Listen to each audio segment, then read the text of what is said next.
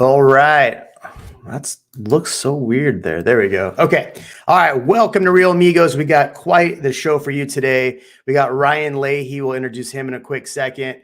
But later today, we're bringing in Trey Serrano to come on. There was an article, salacious article written by a journalist in San Antonio about how dare these damn YouTube channels say negative things about cities. Can you believe that? So we're going to bring Trey Serrano on a little bit. But Ray, Ray.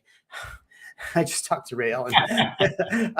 Ryan's on here. Ryan, give us a quick intro who you are. Today, what we're going to do is talk about the cost of waiting. So he's got a really cool product that he'll bring on here, and we'll go over. And he's got quite a quick presentation that we'll look at. And it's a nice little calculator. If you're one of those people, it's like, hey, look, should I buy now? Should I not buy now? If you're on the fence, again, we're all realtors and lenders here. So, take that with a grain of salt. You got to do what's the best financial decision for you. We're not telling you what to do as far as buying or selling yet. If you are considering it, this is just information for you. Ryan, give us an intro for yourself, man. Absolutely. Thank you so much for having me, Jeremy. Yeah, absolutely. Thanks. Yeah. So, what I did is the biggest thing on everybody's mind right now is, should I buy now or wait? There's so much information out there. In my feed, whenever I open it up, it's a housing bubble, it's a housing crash, it's a great time to buy, it's a terrible time to, it's just, there's so much information out there. And so what I found though is, as I started peeling back the layers of the onion, the titles and the clickbait and the media seems to really have it wrong as far as what's happening here locally for real estate. And so what I found was a lot of our buyers, sellers, and just homeowners are really confused about really what's going on in the market. And so really helping them kind of really peel back layers of the onion on the clickbait that's out there, and then bringing it all local. And so that's what I did. So Jeremy, you want me to take it away? How do you want me to do this? I think he's adjusting his camera right now, but yeah, you get this often, I'm assuming. People asking you about that? I do. Yeah. It is definitely seems to be the number one question for agents. Like, I just think I'm going to wait. Well, if my question is, do you like to buy things on sale, or do you like to pay full price? And there is some definite good information out there that it could be a great time to buy for the right people. Ryan, that's a pretty clever line. That's pretty clever. Do you want to pay full price, or you want a discount or a deal? Yeah, I mean, or hey, do you want to pay over full price, which is what a lot of home buyers did over the last 3 years. It's phenomenal how the psychology shift has happened, and that's probably a whole nother show for another time. Nice. Well, I got your presentation up here. Why don't you run through it real quick? And just so you're aware, Aaron says he is not buying until the Fed stops hiking rates. So I think, Ryan, your presentation calculator is for him. We'll see if you can use it. Aaron, I'll do one just for you, actually, partner. So we talked about this. So, one of the biggest things is what do we believe? And so if you look at just the title, the U.S. Navigating Pandemic Housing Bubble, the Fed chair says, will it pop or deflate? This one just came out on December 1st. And then you look at the picture. I find that so funny. The picture is, Chairman Powell almost in a praying position, almost kind of looking down a little bit. And this is just so typical of what media has. And then, because here's the problem with these types of clickbait, is they're forming opinions because there's so many titles like this. It causes people to form opinions without actually getting the information, because very few people actually read the articles. They're cruising around, they see this, wow, will it pop or deflate? Well, to me, that's a question mark. So most people are going to say, I'm just going to wait until, does it pop or does it deflate? Well, let's kind of open up the article and look at it. This is that exact same article. First paragraph recognizes that, yeah, we absolutely had a unsustainable levels of appreciation and an overheating in the housing market. And then the second paragraph says, the nation is also grappling with long-term housing shortage that has helped fuel demand. Then it goes on to say in the third paragraph, and this is from Chairman Powell, but none of this really affects the longer run issue, which is we have a built up country and it's hard to get zoning and it's hard to get housing built in sufficient quantities to meet the public's demand. So when you originally read the title on the previous page, you might think, gosh, will it pop or deflate? Well, I think I'm going to wait. Then you open the article and it says from Chairman Powell, we have a housing shortage, not just in little pockets, but all over the country. And so when you have a housing shortage, houses are made up of supply and demand. That's what drives home prices. What is demand made up of? Demand is made up of supply of homes. Demand actually is made up of people and the number of jobs. And then, of course, our supply is our supply of homes. The fewer the supply of homes, the higher the prices are going to go. Really simple. Here's another slide from this day. This is from Harvard, released in the end of January of this year. And it says that the data indicates there's going to be a housing shortage based on the influx of the millennial population into the housing market until 2030. So when you have the folks that say, I think I'm going to wait, well, I think the real question is, how long are you willing to wait? Where you're renting is 100% interest. And the other part about it is when you look at the top right of this slide, you look at the orange. This is what's really important. There's on average 4.7 million millennials turning the age 30, which seems to be their average home buying age, for the next 4 years. 4 years, 4.7 millennials. Now, that number doesn't have any power to it unless you know how many homes are we building, including multifamily, in the entire United States. And per the census.gov, that number is 1.7 million homes. 4.7 million home buyers, 1.7 new construction permits for the census.gov. That's a 3 million home shortage. I'd encourage everybody, if you want, Google national home shortage. You will find hundreds of articles. The one thing I do have to say here, I know everybody's saying this, and when we talked the other day, it's something I brought up. I don't think the problem is a shortage. I think it's a short of affordable housing. Now, what affordable housing means is going to be different between different people. But if you look on the market, if I were to look right now, just do a quick search of homes that are available under 200,000. Find my girls here. Come on, people. I'm gonna have to get you out of here. But there's not, like, if somebody's looking for like that 250 to 350,000 home that we used to have an abundance of years ago, we don't have that. So that's where I think I keep hearing a lot of people, say this, like, oh, we don't have as many homes. Well, we don't have as many homes that people can actually afford to buy. And we're not building homes in the 350 price point or even in the 275 price point. I could tell you my first home buying in Austin was 275,000. And now it's, if I were to try to even find 275,000, I'm not even in Austin anymore. So I'll let you continue. I just wanted to bring that tidbit up. No, absolutely. You are right. And people are not building, the builders are not building those entry-level homes. And it is challenging. But, the reality is still, we're not building enough units across the country in the right price points. You are right. And so then if somebody says, well, I'm just going to wait. Well, Gen Z on the bottom right is big. It's a bigger population than the millennials. The supply chain issue is not expected to fix its time anytime soon. And this is what Harvard has to say. So the other part about this, so I've been lending for 20 years. And there's two things that make up demand. One is population, and the other one is strength of job growth and jobs. And so let's first talk about the population. So I've done lending through the 2007, 8, and 9, Great Recession. I've lent through the 2011, 2014, some of the dips. And again, the biggest thing that you want to look at is where is the population going? So there's 21 counties in the entire United States. They're going to have the smallest amount of the correction. And Austin, Travis County, Williamson, Travis, and Hayes County has the second largest population growth in the entire United States. And the first population growth was the Dallas-Fort Worth area at 1.1 million. Williamson, Travis, and Hayes County was 899,000 over the last 10 years. Now, here's what's really interesting. Where do you think the media, a lot of the media companies and journalists, where do you think that they're headquartered and located and a lot of those journalists live? That's definitely not in Austin, Texas, because I can tell you when what's their faces came out. Oh, geez, Bloomberg.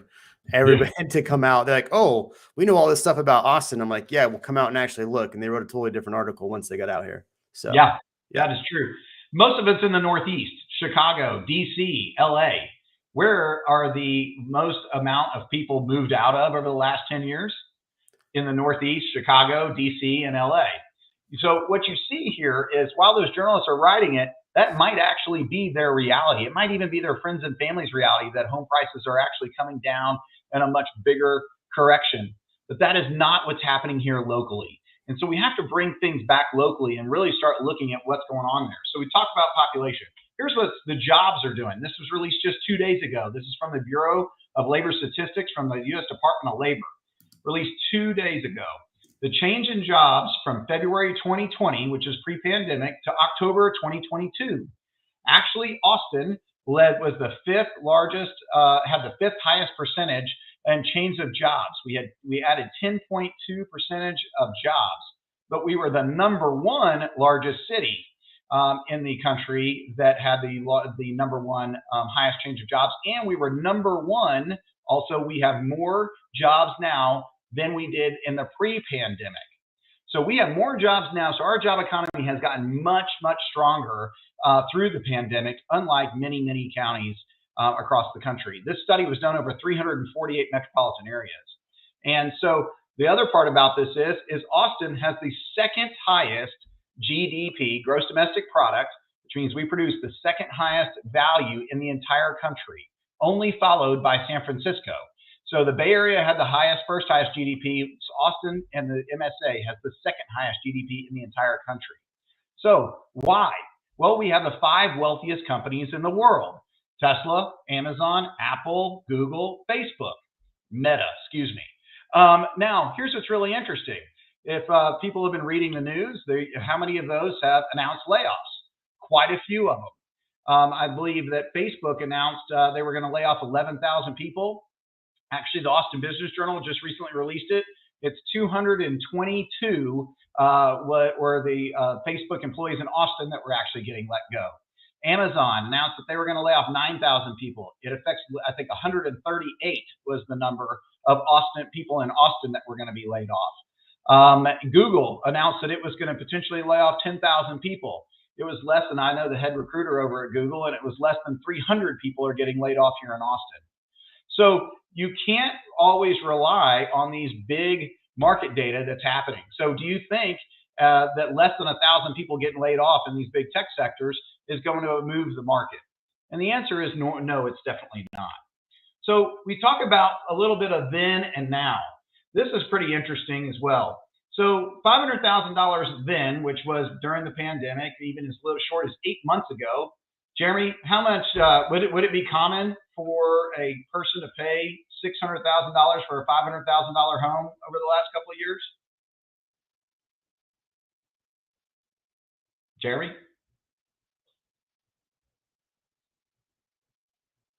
Oh, sorry, I was muted. I had the smartest things in the world to say, and I was muted. Yeah, I mean, there was times when something that might have been listed at 500 was selling for 650.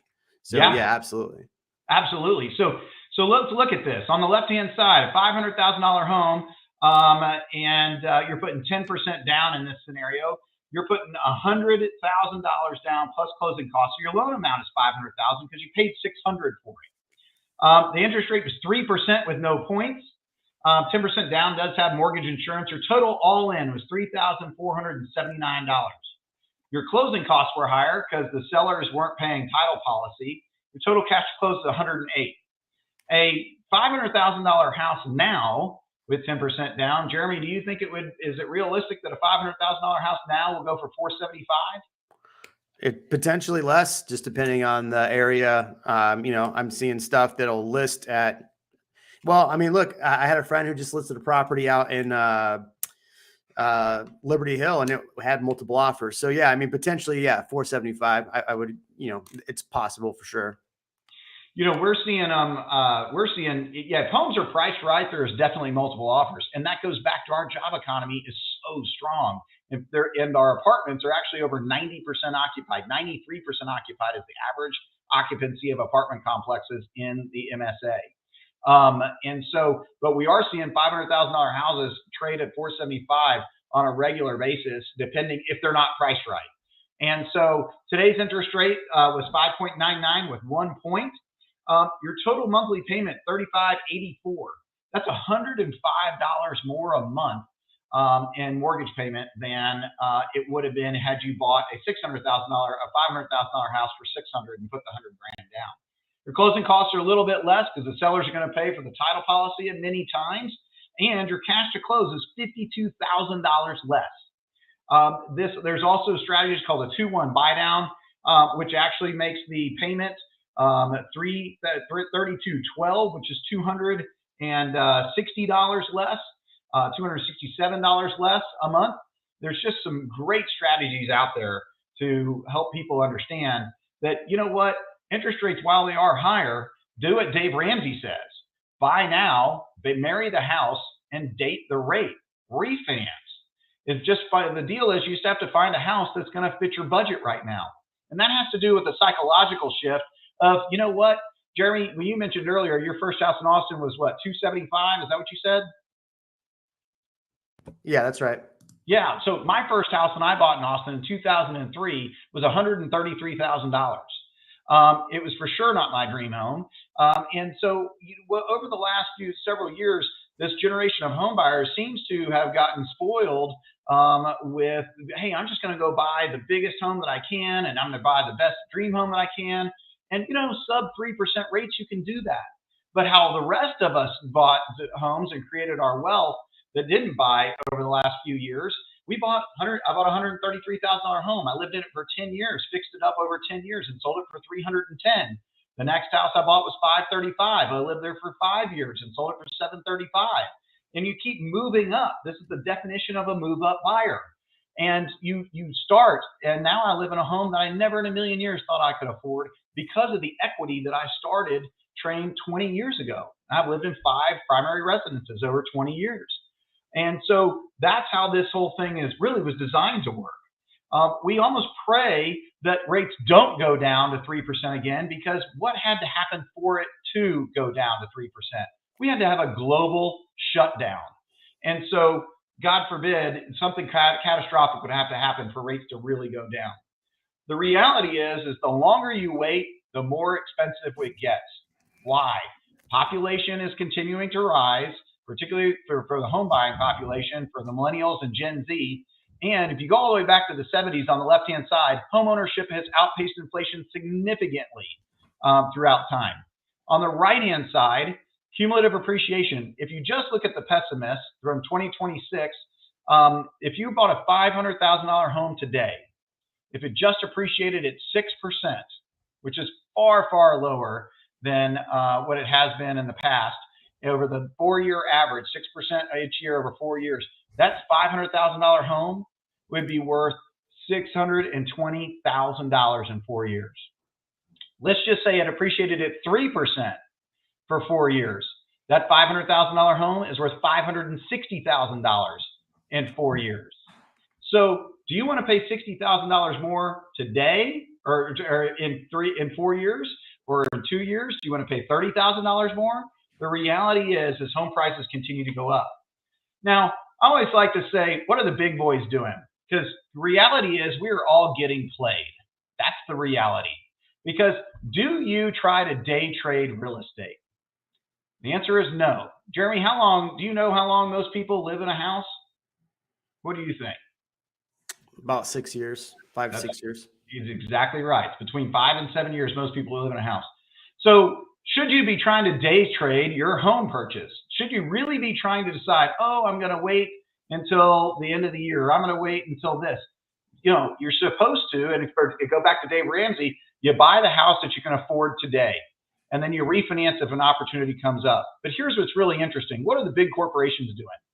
Blackstone, the wealthiest company in the world, they manage more than $10 trillion in assets. They already own $115 billion in single-family residences that they have been buying over the last few years. They just wrapped up in August a $50 billion fund. Now, here's what's to buy specifically real estate and single-family real estate. Here's what's interesting. At the very bottom, I want to point something out. So first off, it says real estate is arguably, residential real estate, first line, is arguably the most valuable and accessible segment of real estate asset class. And in the bottom, it says, in the event of a market downturn, Blackstone will have plenty of capital to scoop up some attractive real estate bargains. I'm going to ask you a question.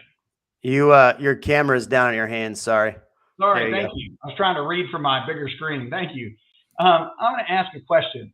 Why is it a bargain when a corporation is buying it, when they're recommending the public to buy it, it's a bust, it's a crash, it's a whatever, but it's really good for companies to buy bargains, right? Why is for when people are looking to buy, oh my God, don't buy now, house prices are coming down, but it's a bargain for everybody else. JP Morgan, just 26 days ago, November 15th, just closed out a $1 billion fund to build and rent. Why are they doing this? Because they're looking at the same data I'm showing you. And they are, by the way, far smarter than we are. And so that's why you'll see, I don't have anything in my presentation that is from me. This is all from people way smarter than us. And Blackstone, being the wealthiest company in the world, managing the most money in the world, is got analysts out the wazoo. So does JP Morgan. And this is where they are investing. And so we want to point this out. Now we have this, how to calculate the true cost of waiting. And for each one of you that would like to run through one of these scenarios, what we can do is you can shoot Jeremy an email, your email address, and I'll run one of these for each one of you. It doesn't matter how many, but we'll go through your purchase price, down payment, annual home appreciation. We can talk about that. We can pull up the stats to figure out what you think is accurate. But right now it's going to be around 3%. It says 6 at the moment, but we could adjust it down to between 3 and 4%. And so we go through this. On the right-hand side, we would work with somebody like Jeremy. And right now, a $500,000 home going for $475, that's a 95% list to purchase ratio. That interest rate today is at 5.99%. The reality is, by the way, 19% of the home buyers in Austin, Texas come from out-of-state buyers. They begin buying from January 1st to June 30th. Why? Because if you have a primary residence in a state without a state income tax, prior to June 30th, you do not have to pay the state income tax from the departing state that you're leaving. So January 1st through June 30th, home prices actually tighten up. So you're going to see the discounts start going away. So you're going to start paying full price. And if you're one of these really smart people that's going to wait until interest rates start dropping, guess what? You're not the only one that had that idea. And with apartment complexes being at 93% occupied, so is everybody else is going to come out of the woodwork, and you will be paying full price. Very similar to the market, the seller's market that we just had, assuming that we don't have a big flux of inventory. This is what it looks like on a $500,000 home selling for $475. If on the blue, on the left, the purchase price goes up in the left graph. On the right graph, this is your down payment going up. And in the blue, your monthly payment is going up. Now, this is just has this appreciating at 6%. There is, under all data, there is no indication that we are going to have any significant decline in home prices. We have the population, we have the strength of the job economy. So if you wait 3 months and interest rates do go up to 7 because they are going to raise rates on December 14th, by the way, at least a half a point. And rates hit 7%, your payment's $192 a month more. If you wait 9 months, your payment's $399 a month more. 12 months, rates start coming down a little bit, $389. And guess what? When you wait for interest rates to go down to 5.5, your payment is $344 a month more than it is today. I think, one thing, not to cut you off, but one thing that I think to note is, you said the prices aren't coming down. There's going to be a lot of things coming out in the news very, very quickly that home prices are down X percent, X percent, X percent, and you'll start seeing them negative about 17%. And that's about to hit very soon. But what I think, to clarify what you're saying, is like right now the median price in Austin's around 555. I imagine the November numbers, and I'm the first one to tell you this, the November numbers will be the first numbers that come out that show a negative number. Now, what I'm saying is by the end of next year, if you're looking year over year, which is something we actually look at year over year, you're going to see by like June a negative 17%. And so you will see negative numbers next year, but that's a year over year number. I'm saying this. I'm one of the only realtors that's going to tell you right now that, and my video for next week is talking all about this topic, the fact that we will in fact see negative numbers for the first time in a very long time. But that's one thing compared to month over month negative numbers. So that's something I just want to clarify, that you will see negative numbers next year. Month over month is what you'll need to look at as far as, are they coming down even further? Jeremy, you're absolutely right. And when I'm talking about, so home prices like falling off a cliff with a crash or a major correction, you are right. If you're buying a $500,000 house for $475, you're actually going to be affecting all of those percentages. But there's significant data to point that the opportunity to buy is here in the very near future, if not now. The true cost of waiting, we start looking at what's the equity position that you lose over time. And in the top portion of it, if you're buying a $500,000 house for $475, you just created a $25,000 net worth when that home does recoup its value. And homes are definitely, I'm going to ask, if anybody bought a home in the Great Recession of 2008, do you think they made any money, Jeremy, if they were selling their home today? Yeah, I mean, typically, I'm trying to figure out Aaron's comment here. Let's do an honest calculation. 400K at 2.875 total cost to own is 600K, and 340K 20% drop at 6% is 734. The total cost to own went up 134%. With this, we're assuming that they stay at a 6% and then the amortization never changes. Now, what a lot of realtors are saying online is, make sure that, when the rates drop, you refinance. The rates might not drop. Rates might go up. They may never drop below this point. We are hopeful that they will drop. But if they do, then it's not the full 134,000. And so that's how you right. And that's a great point. If you're going to buy and hold for that many years, then yes, that number would then be correct. So what you're saying, so what Aaron's saying is correct. Yes. But what Ryan said, and it's very true, most people only hold 7 years or 6 years. So the question here is, how many people didn't refinance when the rates dropped? Like that owned a house for more than, let's say, 4 years. How many of them did not refinance? Yeah, and I'm going to say it's mostly investors that have a really good rate. Yeah. Sorry to cut you off, Ryan. Just some of these comments pop up. So. Yeah, no, it's great, and I'm happy to run any of those. I can only see my presentation in the way that this presentation mode is, so I can't see the comments. I put your email in the comments if people want to run a calculation with you. I can run I've been doing this 21 years, and I have several different calculators that can run all kinds of scenarios, and we can talk about are the assumptions realistic or not.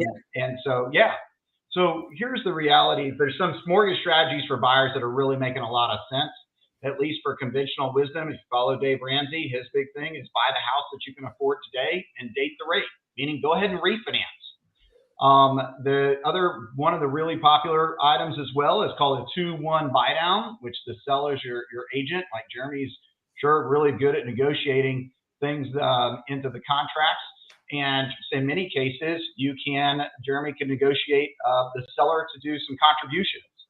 We can apply those contributions to buying down the rate in several different kinds of programs, with a permanent buy down or what's called a 2-1 buy down. This is a temporary buy down. We won't go into it necessarily, but what it is, if the rate today is 5.99, the first year interest rate, you subtract 2 points from 5.99. So 5.99 minus 2 is 3.99. So So your first year interest rate is 3.99, which, by the way, if you bought a home at $500,000 loan at 3%, it ends up being about $260 a month cheaper for the first year. Second year is about $100 cheaper if you were comparing it to the then versus now.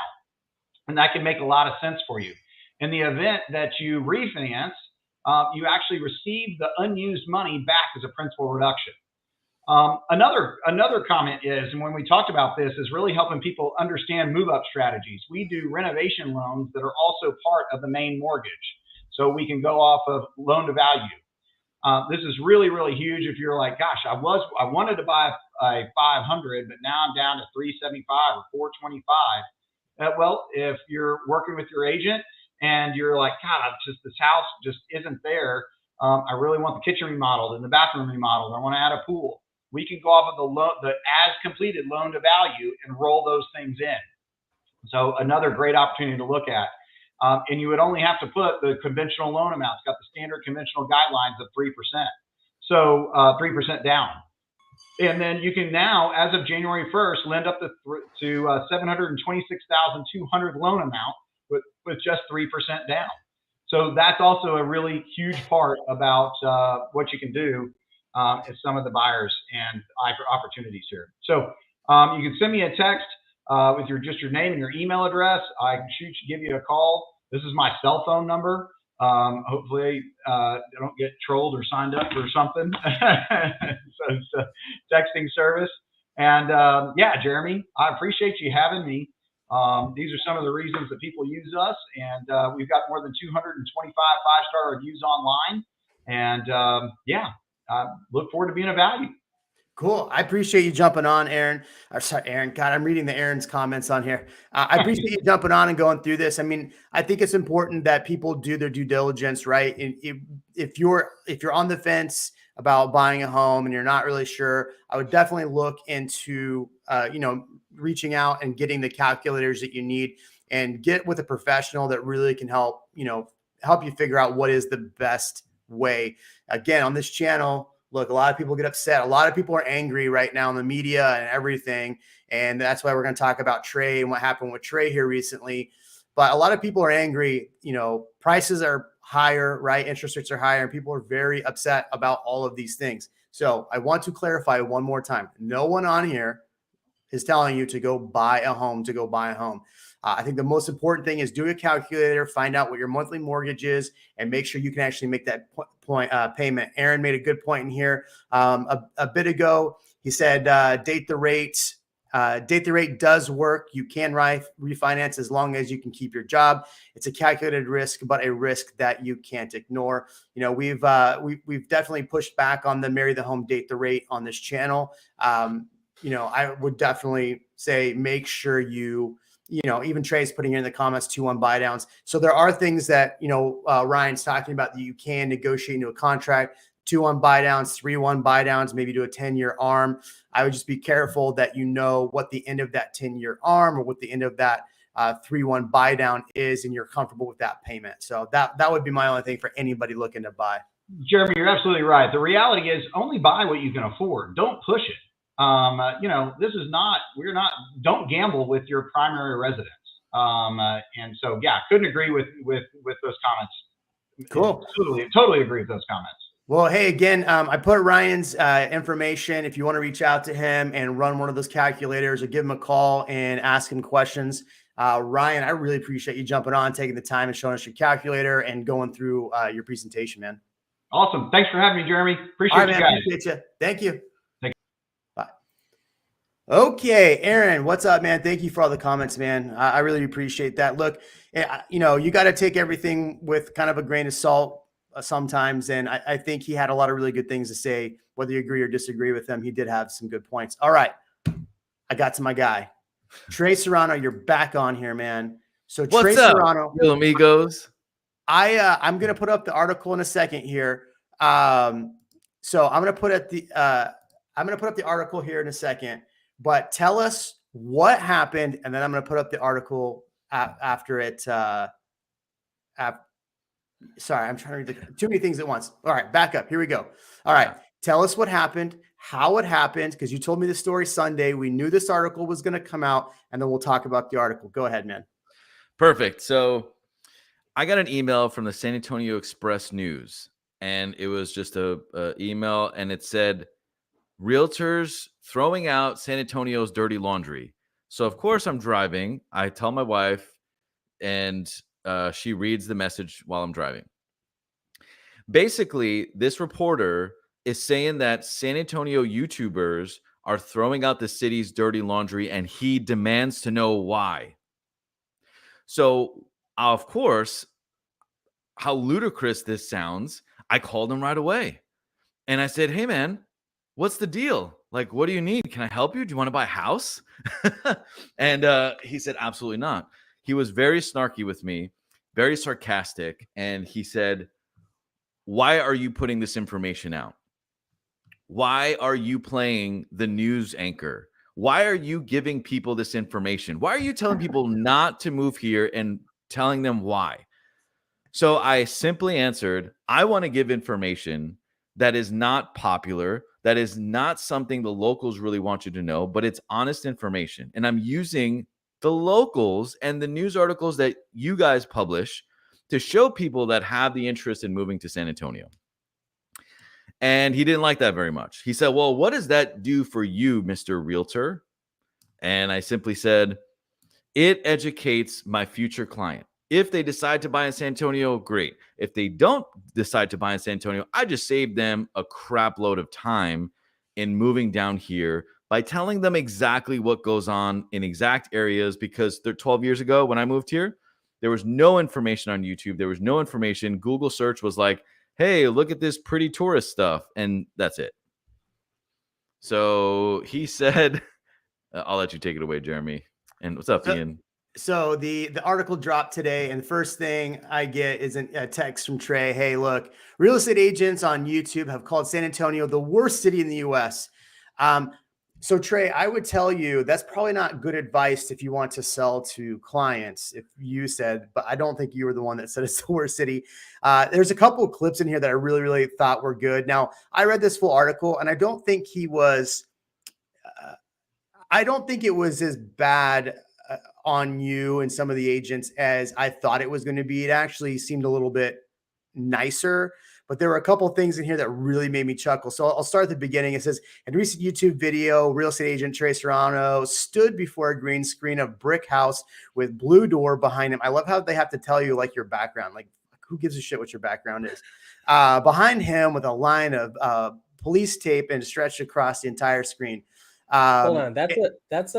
That's intentional, right? So when you're searching, you got Trey, former police officer, the door was blue, and there's police tape. Like they know what they're doing there.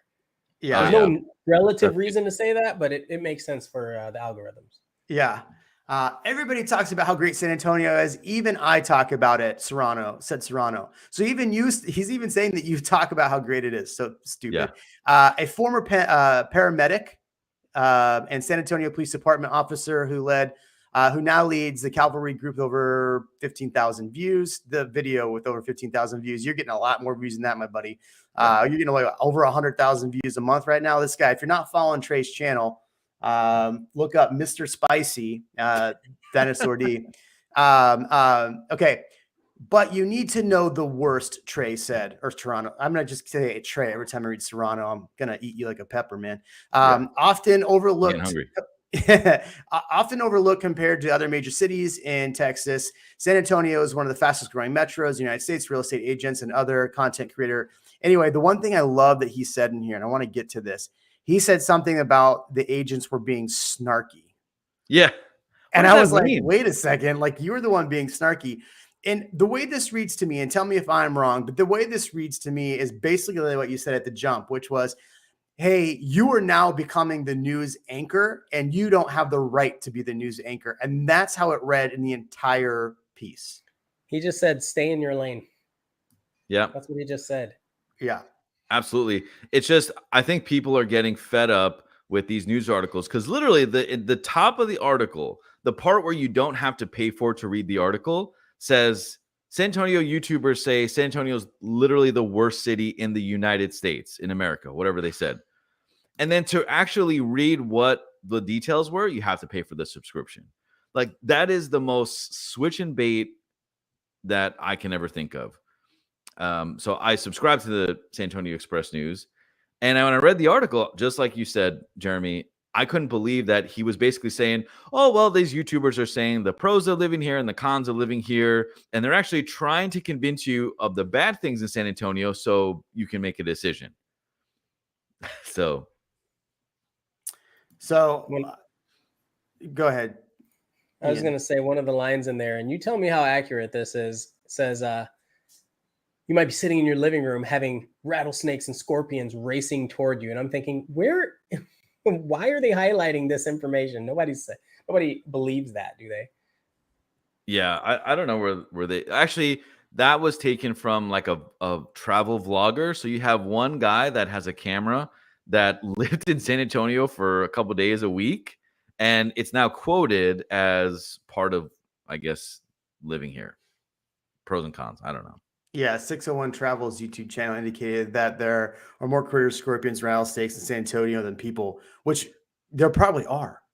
Like, but you know, I looked at the Express News, their Instagram, and most of the people were like, "Good. I hope these YouTubers tell everybody how bad the city is because people need to stop moving here." That was 90% of the comments on Instagram, and then on Facebook, it was like, Express News, this is bait. This is so baity. Man, can't you think of anything else? You know, just it was awesome to see the comments from the public. Did you sign up for breaking news alerts like this one? I did not. Yeah, I mean, it tells you right here, sign up for breaking news alerts. I don't know where this is breaking news or even relevant. So the title, let's fix this title, everybody. Let's fix this title. Real estate YouTubers give honest take on one of America's fastest growing cities. Boom, fixed it. All right, we're done. That won't get as many clicks, man. Not as many clicks. Actually, that's not true. You've seen honest reviews? That channel? He says, I've been in Texas for 4 years now, never seen a Republican. Oh, that's funny. Oh, man, sorry. Dan Cox usually has good things to say. Haven't seen a snake, seen plenty of scorpions. My old man uses UV light to hunt for them at night. I wouldn't even do that. That sounds like so much. I mean, is that fun? Would you do that? I don't know. That's fun. I mean, someone hunts hogs from a helicopter. I mean, it's about the same level of fun, right? That is definitely not as fun as hunting a hog from a helicopter, I'll tell you. First-hand experience. So one thing I want to get your take on, guys, since we're here, is on my video on my YouTube channel, the foreigners are causing a San Antonio housing crash. Okay. I literally said foreigners are causing a housing crash, and I'm not mistaken because anybody that's not living in San Antonio to me is a foreigner. So the number one city and county that people are moving into San Antonio is Austin, Texas. Why is that? Look, let's be honest. One of the questions on here, P. Cruz says, so tell me what's good about San Antonio. I'll tell you this. I'll be honest with you. San Antonio is cheaper than Austin. San Antonio actually has some pretty decent food. Better tacos. I wouldn't go that far. They have some pretty decent food. They have a few attractions that are pretty nice, and that's it. There you go. Nail it. Video over. So we have the biggest tech industry boom. We have Elon being the largest renter now in San Antonio. We have manufacturing jobs. We have a slightly higher paid overall job growth. And it's just very, very cheap to live. Median house price right now today is $325,000. And there's lots of areas that are underdeveloped. Now, are you talking San Antonio proper or suburbs? That is San Antonio proper. Yep. Well, speaking of your wrong one. Speaking of your boy Elon Musk, there are people that are very unhappy with him, and it must be a slow news day because the only thing I saw in the news today on Austin Business Journal. I'll pull it up. Is Elon Musk is really bad for building in Bastrop, and his neighbors are really mad at him. There was literally 4 articles. I'll pull it up. So your boy Elon, he is just awful, is what they say. He's mean. The big bad wolf. Yeah. Yeah, but they said that same thing about Samsung coming. They said that same thing about Amazon. They say that about any large corporation if that person has a lot of land and a corporation moves next to them. Like, that's always the story. So one of the buzz rumors, I have no idea if it's true. Hopefully I don't get in trouble, but they said that Elon may move Twitter to San Antonio because there's a old mall that is now converted to Rackspace. Rackspace is selling it, and there's rumors that Elon's going to buy it to move Twitter. So he'll have the San Antonio-Austin corridor closed in a couple of years. Man, if only there was a tunnel that he had that connected the two, you know? He did. Well, he proposed it to City Council in San Antonio, and City Council said, that's not really our priority right now. Okay. Well, you know, Aaron, I sorry, I didn't miss it, Aaron. I'm trying to do 18 things at once here. You got to moderate, talk, listen to Trey talk about how the media was so mean to him today. Just kidding. I love you, dude. Yeah, man. Mr. Spicy, as you're called. I didn't know that. Can we please legalize gambling? This is one of my beefs with Texas. Yeah, it's pretty interesting. I would love to see Dave Portnoy come out here and do more pizza reviews because they're doing gambling out here. That'd be pretty fun. But anyway, go ahead. No, that's all I had. That's all he had. That's all he had, everybody. That and Elon is big meanie face. Big meanie. Just what is Musk's boring company doing? Like, I mean, like, it was crazy how many articles I saw today that were about Elon and Austin. It's like, hey, we're so excited you're moving here, but you're actually like doing things now. So, don't do that. Get out of here. Again, it's just because he's trending, and I think we talked about this even on this channel, where once you don't have the politics or the interest rates, what else? You have what are people doing in the area, and this guy's trending a lot. So it's easy clickbait. Yeah, it really must be slow for the news because they're not really putting out some even information that is being recycled. It's not even good. You know, it's interesting. So I'm doing a couple of videos about, there was a couple articles. Let's see if I have them on here. You know what they need? This one. A quality of taco calculator. That's true. What we need, and we need to bring it to San Antonio. There is a quality of taco calculator on my website. Not Mr. Spicy. We need a real one. So Trey, I had some Houstonians here today. You'll know one by name, Katie Day, and they said that the tacos over at Cosmic Coffee at Viejo Taco were way better than anything you had ever had them go to in San Antonio. So that's what they said. I mean, maybe I'm misremembering their words, but that's what I thought I heard them say. Those tacos were not good. Not at all. You're out of control, man. You're out of control. I'm going to have to kick you off this channel, man. You're never coming back. All right. Vote if you never want to see Trey back on this channel because he's a big liar and a big meanie face on YouTube. Now, I appreciate you. All right. That's all I really had today. I wanted to bring Ryan on and go over his calculator. He'd been not bothering me, but reaching out to me about it. And I saw this article about Trey. I didn't want to really do a long Real Amigos. If you have ideas and if you want us to talk about some other things, definitely drop in the comments. A lot of these videos that I do take a long time to come up with the content, the information, to be accurate. And then people get angry in the comments and tell me that all I want to do is sell homes. All right, whatever. But yeah, if you want to hear some good information or you want something, drop it in the comments. I saw somebody kept writing about Wolf Ranch. Maybe I'll do a video about Wolf Ranch. Trey, you have the last word, my friend. Hold on. Let me answer Aaron because he's standing up for me. I need people to stand up for me. So thank you, Aaron. After I give him a little I'll give you some closing words. Okay. I love Tesla, but hate Elon. The boring company is such a bad idea. I don't disagree. So, man, I just want to close it with this. I just think that what we're seeing here in San Antonio is nothing but growth. Like, I'm not trying to be a salesperson. Obviously, the news called me out, basically saying that I'm like too real with information, but it's very interesting to see what's going to happen. I mean, I don't see any like bigger boom. That's what's going to happen from San Antonio, Austin, New Braunfels, St. Hedwig. Like, pay attention to these towns, pay attention to these businesses. And the transportation system in San Antonio is not the best. I talk about it a lot on my channel, and it's something that I think Elon is going to tap into, and I think he sees it, and he just isn't releasing the information yet. So I appreciate you guys. Thank you, man. One thing to note, the runoff race for mayor is next Tuesday, the 13th. Is that right, Ian? 13th? 13th. So if you want to vote for a new mayor, I would recommend you go out and at least have your voice heard, hopefully. But there you go, Ian. Last word for you. Dude, I had a ton of words, but Ryan kept saying, Jeremy. I was like, hey. Yeah, he forgot you were there.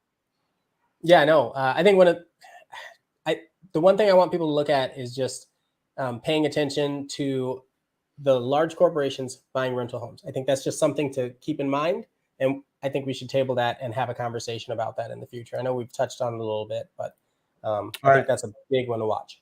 Ian, next time we're going to talk about all the new neighborhoods and developments. We were actually going to talk about that today, but Ryan came on. So Boring Company needs to build underground parking at Cosmic Coffee. I definitely agree. I was there today, and it was zero parking. Still pretty brutal. The market will cover. Just hold on. Everyone needs to settle down. I agree. I mean, that should be the next video, but then people don't watch that because it's too nice. So, all right, everybody. Thanks, Trey. Ian, maybe you'll be able to talk in the next video. We'll see you soon. We'll see. Appreciate everybody.